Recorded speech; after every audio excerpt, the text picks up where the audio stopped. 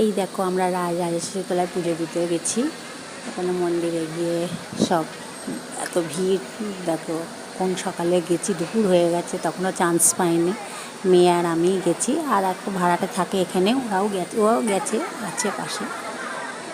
ভেতরে ঢুকেছি মায়ের মন্দিরে। এই দেখো যেমন দেয় ডালা সাজিয়ে, যতটুকু পেরেছি সাজিয়ে গুছিয়ে মাকে পুজো দিয়েছি।